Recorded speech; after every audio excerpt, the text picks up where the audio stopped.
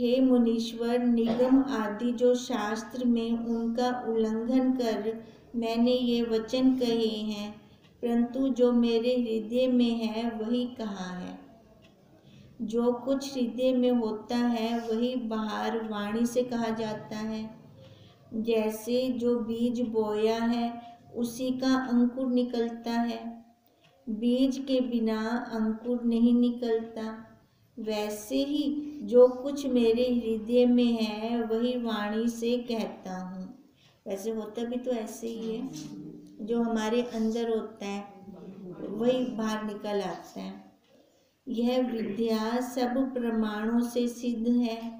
हे मुनीश्वर, जिसको यह दशा प्राप्त है वही इसे जानता है और कोई जान नहीं सकता। तभी हम कहते हैं ना, ज्ञानी की मति ज्ञानी जाने। जैसे जिसने मदपान किया है वही उन्मत्ता को जानता है और कोई नहीं जान सकता, वैसे ही जो ज्ञानवान है वही आत्म रस को जानता है ना। उसके बिना कोई दूसरा तो जान नहीं सकता और कोई नहीं जानता। उस आत्म रस के पाने से फिर कोई कल्पना नहीं रहती। हे मुनीश्वर, मैं आत्मा, अजन्मा, अविनाशी और परम शांत रूप हूँ। उभय एक की कल्पना से रहित अचेत चिन्ह मात्र हूँ। भी एक और दो की कल्पना नहीं है। अब चिन्ह मात्र हूँ मतलब अपने स्वरूप में स्थित हूँ। जगत रूप हुए की तरह भी मैं भासित होता हूँ, पर निराभास हूँ।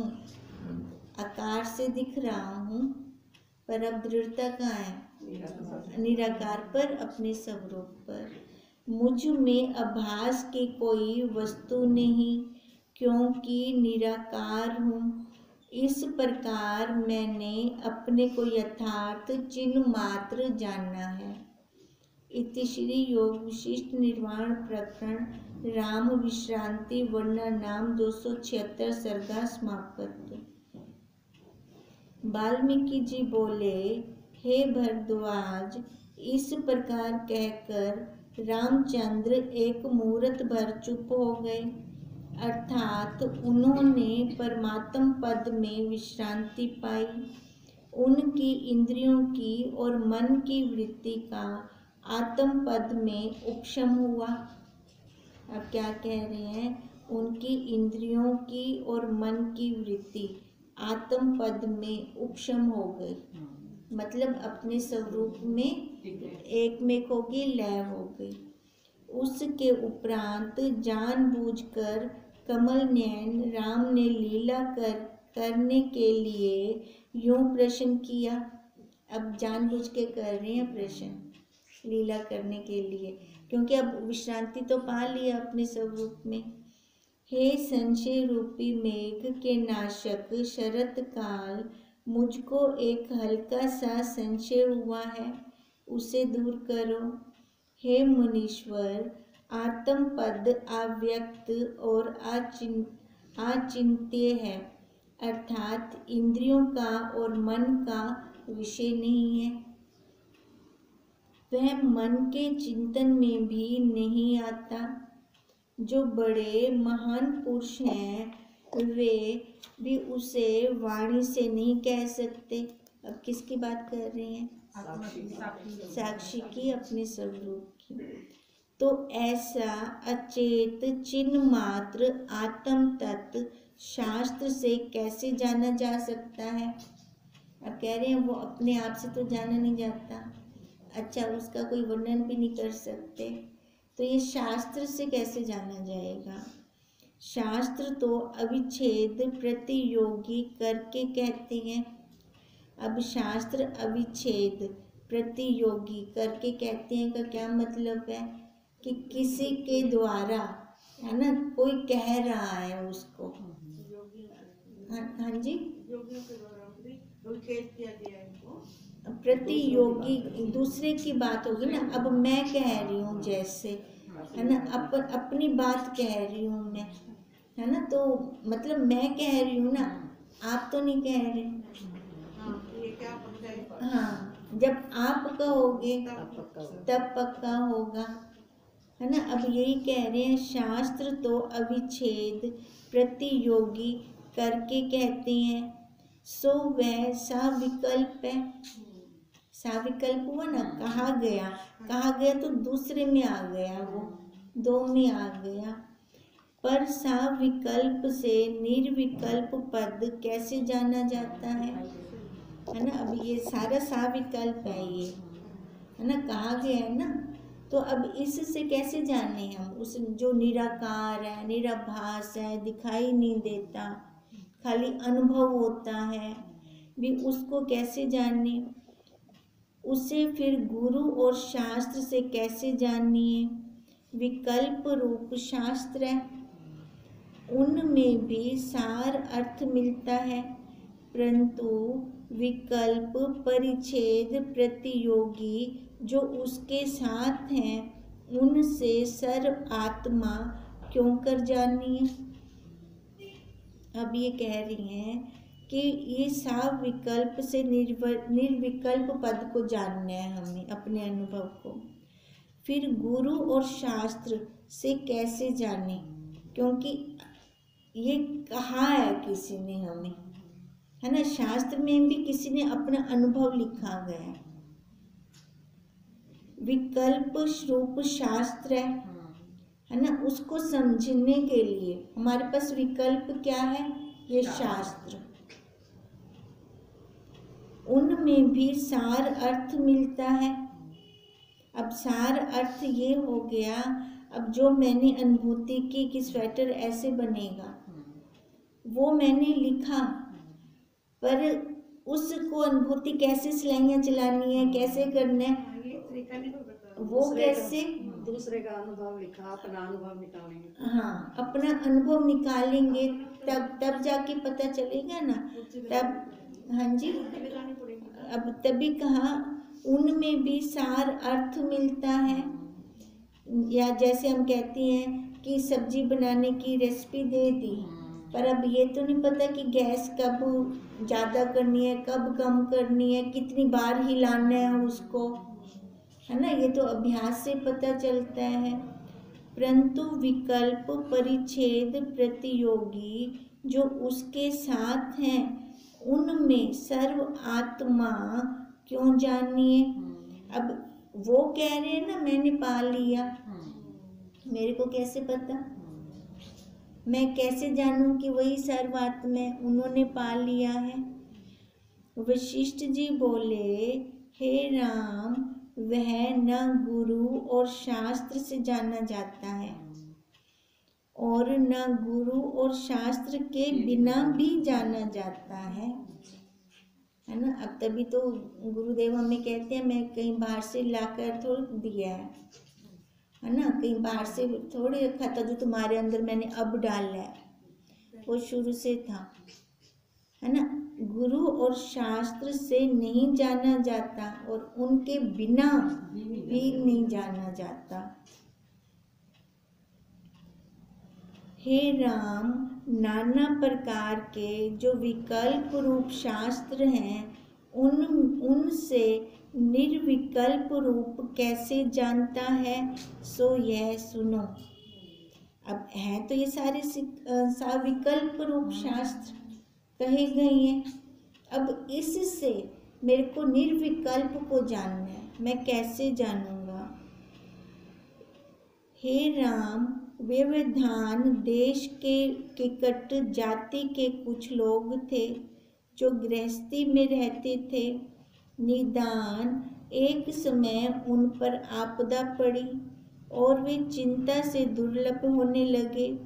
उन्हें भोजन भी ना मिलता, जैसे बसंत ऋतु की मंजरी ज्येष्ठ आषाढ़ की धूप से सूख जाती है, जैसे जल से निकला कमल सूख जाता है, वैसे ही किकट संपदा रूपी जल से निकलकर आपदा रूपी धूप से सूख गए।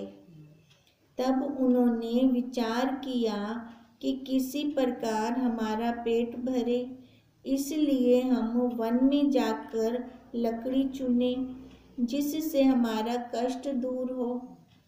हे राम, यूं विचार करके वे वन में गए और लकड़ियां ले आए। इसी प्रकार वे लकड़ियां ले आते और बाजार में बेचकर पेट भरते थे। जब कुछ काल व्यतीत हुआ तब उनमें से किसी एक ने चंदन की लकड़ी पहचानी और उनसे विशेष द्रव्य पाया। पहले तो सिंपल लकड़ियां थी, अब किसी एक को पता चला चंदन की लकड़ी का, तो उसका मूल्य ज़्यादा मिलने लगा। इसी प्रकार एक को ढूंढते ढूंढते रत्न प्राप्त हुए। इस प्रकार उनको विशेष ऐश्वर्य प्राप्त हुआ। इसलिए उन्होंने लकड़ी बेचना छोड़ दिया। वे फिर यह सोचकर और आगे स्थान ढूंढने लगे कि रत्न से भी विशेष कुछ फायदा मिले। वन की पृथ्वी को खोदते खोदते उनको चिंतामणि मिली। इसलिए वे बड़े ऐश्वर्यशाली हो गए। जैसे ब्रह्मा इंद्र आदि हैं वैसे वो हो गए। हे राम, जिन्होंने उद्यम करके वन का सेवन किया था उनको बड़ा सुख प्राप्त हुआ। लकड़ियां उठाते उठाते उनका उदर पूर्ण हुआ और दुख निवृत्त हुआ। जिनको चंदन की लकड़ी प्राप्त हुई उनका उदर पूर्ण होने से और भी संताप मिटे, और जिनको चिंतामणि प्राप्त हुई उनके सब संताप मिट गए और वे परम ऐश्वर्यमान हुए। परंतु सबको वन से प्राप्त हुआ, है ना, ये सारा कुछ एक ही जगह से मिला। और जो वन के निकट उद्यम करने ना गए, घर ही बैठे रहे, उन्होंने दुखित होकर प्राणों को त्याग दिया परंतु सुख न पाया। अब ये वन कौन है? शास्त्र है ना, शास्त्र है, गुरुदेव है, ठीक है। अब गुरुदेव के साथ देखो, हम जब बैठते हैं सभी अंतःकरण वाले बैठे हैं और हर कोई अपने अपने हिसाब से उठा के जा रहा है ना। अमृत वर्षा तो वो सब एक जैसे करते हैं, पर कोई क्या उठा रहा है उस वर्षा में से, कोई क्या ले रहा है, कोई क्या ले रहा है। अब ऐसी वन वो एक हो गया। अब एक वन में से जिसने जितना उद्यम किया उसको उस हिसाब से मिला ऐश्वर्य। अब जो बाहरी पूजा पर रह गए वो वहाँ रह गए।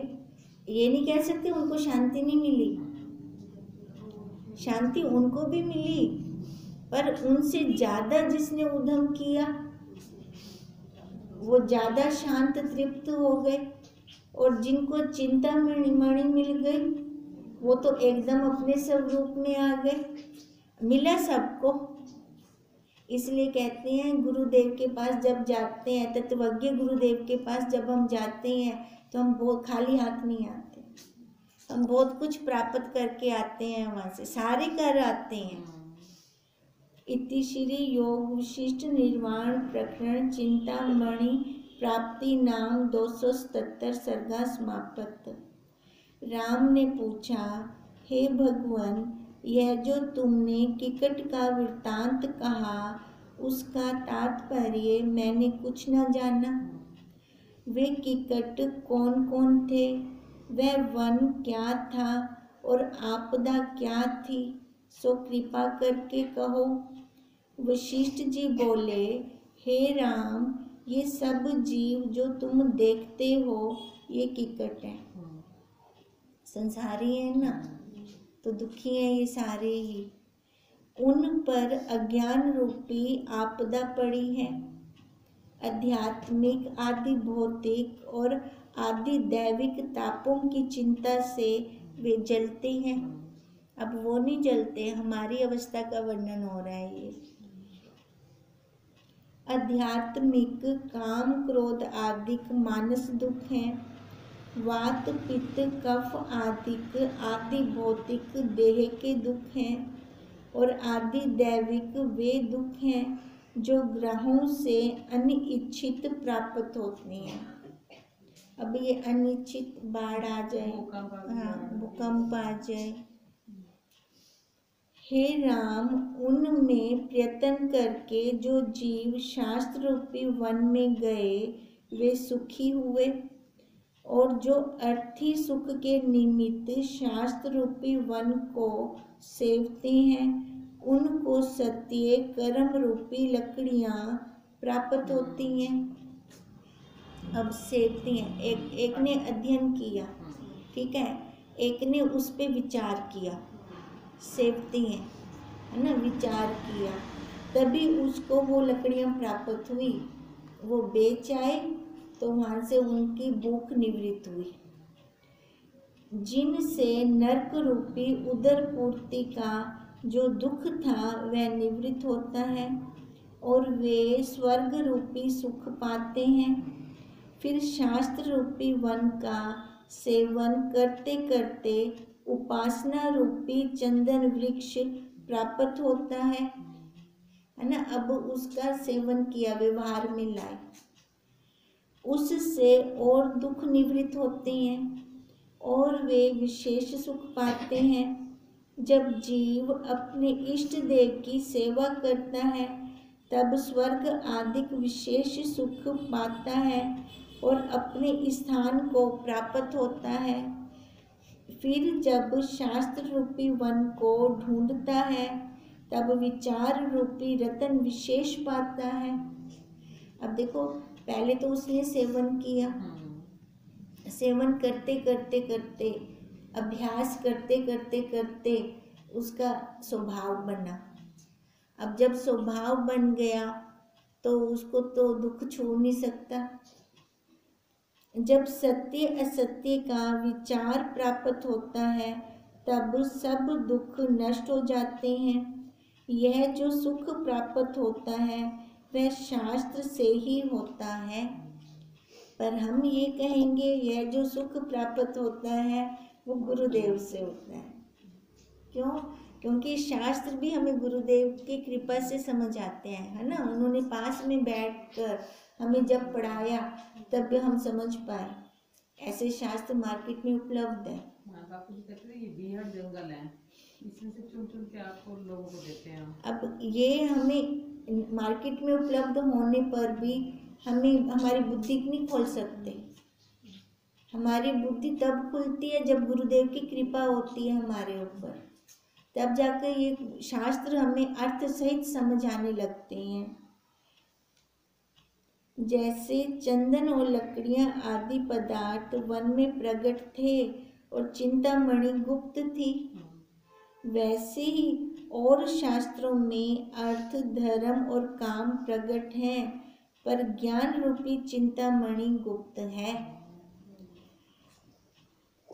जब जीव दूसरे शास्त्र रूपी वन को वैराग्य और अभ्यास रूपी यत्न से खोजे तब आत्मज्ञान रूपी चिंतामणि प्राप्त हो। तब तो पाते हैं हम ये, यानी पहले हम जिज्ञासा हो। जिज्ञासा पहले देखो, जैसे शिव पुराण है ना, विष्णु पुराण, वो पढ़े। अब पढ़ने के बाद थोड़ा और ऊंची क्लास में, फिर उसके बाद और ऊंची क्लास में जिज्ञासा थी, तभी तो ऊंचे ऊंचे शास्त्र लिए। अगर जिज्ञासा वहाँ खत्म हो जाती तो रोचक में अब कौन बैठता है? वो रोचक है ना शास्त्र, तो वहाँ कौन रुकता है? हे राम, वन में ही उसने चिंतामणि पाई थी, क्योंकि वहाँ चिंतामणि का वन था, परंतु जब अभ्यास किया था तब पाई थी। ऐसे तो मिली नहीं, अपने पुरुषार्थ से ही मिले। हाँ, अपने पुरुषार्थ से ही मिली, और वही पुरुषार्थ खुद करके हमने खुद पाना है। तभी उन्होंने पहले कह दिया, शास्त्र और गुरु से नहीं मिलती, पर उनके बिना भी नहीं मिलती। उनका होना बहुत जरूरी है। उनकी कृपा चाहिए, हमें गुरुदेव की कृपा चाहिए। और उसी वन में ही पाई थी। वैसे ही गुरु और शास्त्र का भी जब मिट्टी के खोदने के समान अभ्यास करता है, तब आप चिंतामणि ही सादृश्य आत्म प्रकाश होता है। अब खुदाई तो खुद को करनी है। अब ये खुदाई बाहर वाली नहीं है, विचार अपने भीतर की खुदाई करनी है। अब खुदाई कर कर के काम को, क्रोध को, लोभ को, अहंकार को बाहर निकाल फेंकना है। जब ये खुदाई करके इनको बाहर निकाल फेंका, फिर वो भूमि भी तो समतल करनी है। अब उसको किससे समतल किया हमने? ये विचार करके, महावाक्यों से। जब कोई परिस्थिति आई, फिर हमने अपने महावाक्य चलाए, है ना। तो वो है नहीं ये शरीर, तो ये देह नहीं है, फिर बन रही है। अब ऐसे करते करते हमने वो भूमि समतल की। अब समतल करते करते फिर रोज हमने अभ्यास माला नियम अपना पूरा किया, करते हैं ना, अपना नियम पूरा करते हैं ना। अब समतल भूमि की हम सफाई करते हैं रोज। रोज झाड़ू पोछा होता रहे अच्छे से। ध्यान समाधि का मतलब है तेल मालिश करते हैं। मैंने बहुतों को देखा है ऐसे, जब घर में किसी गेस्ट ने आना होता है तो फर्श को तेल से चमकाते हैं। ठीक है, तो अब तेल से चमकाना क्या हो गया अंदर? ध्यान समाधि। ध्यान समाधि के द्वारा उसको चमकाया तो फिर वो हमें ट्रांसपेरेंट दिखाई दिया, अपना स्वरूप। फिर वो कब मुझसे दूर था और ना मैं उससे दूर थी। आता नहीं था नजर, तो नजर का कसूर था। अब बस वही नजर का ही कसूर है हमारे, और वो गुरु और शास्त्र के बिना संभव नहीं है। जैसे मिट्टी के खोदने से चिंतामणि का प्रकाश नहीं उपजता, क्योंकि चिंतामणि तो पहले ही प्रकाश रूप थी। खोदने से केवल आवरण दूर हुआ, तब आप ही निकल आई। ढक्की पिए ना, टोकरी दे तलो। पुरुषार्थ क्या किता है? टोकरी हटावन तो पुरुषार्थ किता है। बस उनका तो स्वयं प्रकाश है। टोकरी तक पहुंचने के लिए हमें बाहर के प्रकाश की जरूरत है, क्योंकि तब कोई प्रकाश नहीं है। अब खाली टोकरी हट गई तो वो जो बाहर का प्रकाश था उसको चाहे भले बंद कर दो, उसकी जरूरत ही नहीं है फिर, क्योंकि वो स्वयं प्रकाश है। वैसे ही गुरु और शास्त्रों के वचन के अभ्यास से अंतःकरण जब शुद्ध होता है, तब आत्म सत्ता स्वतः प्रकट होती है। गुरु और शास्त्र हृदय की मलिनता दूर करते हैं, और जब मलिनता दूर होती है तब आत्म सत्ता स्वाभाविक प्रकाशित होती है। खाली वो मलिनता दूर हो जाए। मलिनता किसकी है? राग द्वेष की है सबसे ज्यादा। इससे गुरु और शास्त्रों से मलिनता दूर होती है, परंतु इनकी कल्पना भी द्वैत्व में होती है। दो बने ना, है ना, गुरु और शिष्य दो में आ गए। वह कल्पना द्वैत्व संसार का नाश करने वाली है। अच्छी है ये वाली कल्पना, है ना। वैसे तो कहते हैं द्वैत में ना रहो, पर गुरु के साथ हमेशा द्वैत में रहे। वो मेरे गुरु, मैं उनके शिष्य, है ना।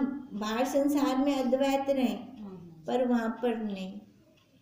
परमार्थ की अपेक्षा शास्त्र और गुरु भी द्वैत्व कल्पना है, और अज्ञानी की अपेक्षा गुरु और शास्त्र कृतार्थ करते हैं, और उनके अभ्यास से जीव आत्म पद पाता है।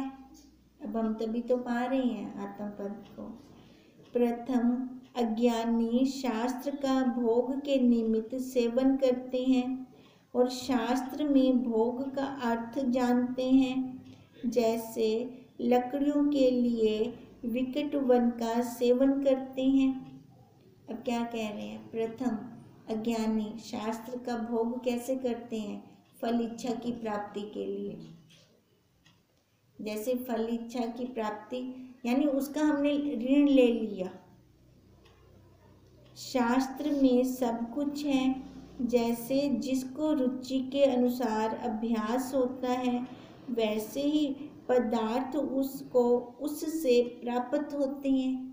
हम जैसा भाव करके जाते हैं सत्संग में, हमें वैसा मिलता है, जो जिस भाव से। इसलिए गुरुदेव कहते थे व्यासपीठ के सामने बैठ के ना बार संसार वाला कभी मत मांगा करो, क्योंकि ये ऐसा चिंतामणि है। व्यासपीठ के सामने बैठ के हम जो मांगेंगे ना हमारी वही प्राप्ति होगी। अब संसार वाला मांगेंगे तो नश्वर है। अब इतना हम पुरुषार्थ करके वहां तक पहुंचते हैं और हम वही नश्वर मांगे तो फायदा क्या। तभी गुरुदेव कहते हैं कि हमें मांगना भी नहीं आता। मांगे तो हम क्या मांगे, अपने स्वरूप की प्राप्ति, यही मांगे हम। भले उस टाइम कुछ नहीं समझ आता था, पर जब भी जाती थी ना बापू की ये बात हमेशा याद होती थी। तब वहाँ पे संसार का कुछ नहीं मांगना, बस यही मांगना, अपने स्वरूप की प्राप्ति। अब वहाँ अचानक थोड़ी पता चलता है भी क्या है स्वरूप, क्या है, कैसे है। बैठते बैठते समझ आता है ना, अब पता चलता है वो। तो तभी वो कहते हैं ये ऐसा वन है, वहाँ से हम जो लेंगे हमें वही प्राप्त होगा। तो इसलिए हमें समझो कि हमें मांगना है तो हमें क्या मांगना चाहिए। जैसा जिसको रुचि के अनुसार अभ्यास होता है वैसे ही उसको वो पदार्थ प्राप्त होते हैं। शास्त्र एक ही है, परंतु पदार्थों में भेद है। जैसे पौंडे के रस से गुड़, शक्कर और मिश्री बनती है, वैसे ही शास्त्र एक है, उसमें पदार्थ भिन्न भिन्न होते हैं। हम अब जो संकल्प करके हम बैठेंगे, वो मांगेंगे वहाँ पर व्यासपीठ के सामने, हमें वही प्राप्त होगा। अब व्यासपीठ तो एक है, ठीक है, और सबको फल की प्राप्ति अपने अपने संकल्पों से हो रही है। जिस जिस अर्थ के पाने के लिए कोई यत्न करेगा उसी को वो पावेगा। शास्त्र में भोग भी है और मोक्ष भी है, दोनों चीजें मिलेंगी हमें। अज्ञानी भोग के निमित्त यत्न करते हैं, परंतु वे भी धन्य हैं, क्योंकि शास्त्र का तो सेवन करने लगे। हाँ, खाली तो नहीं जाएंगे। वो जिन्होंने लकड़ियां ली, भूख तो उनकी भी निवृत्त हुई। उन्हें कभी किसी काल में आत्मपद रूपी चिंतामणि भी प्राप्त होगी। कभी ना, टाइम ज़्यादा लग जाएगा, समय ज़्यादा लग जाएगा, पर प्राप्ति उनको भी होगी। परंतु आत्मपद पाने के लिए ही शास्त्र श्रवण करना चाहिए। सुन सुनकर अभ्यास द्वारा आत्मपद प्राप्त होगा। आत्मपद पाने पर सब और संभाव होगा। अब क्या कह रहे हैं, सुन सुनकर, है ना, इतना श्रवण हो, इतना श्रवण हो कि मनन स्वतः हो, फिर मनन उसके ऊपर बढ़ जाए, मनन इतना हो कि निध्यासन स्वतः हो। अब निध्यासन स्वतः होने लग गया तो फिर बताओ, फिर कुछ देरी है, फिर तो हम वही रूप हो गए, है ना, जिसके लिए हम पुरुषार्थ कर रहे हैं, फिर हम वही हैं। ओम तम नमामि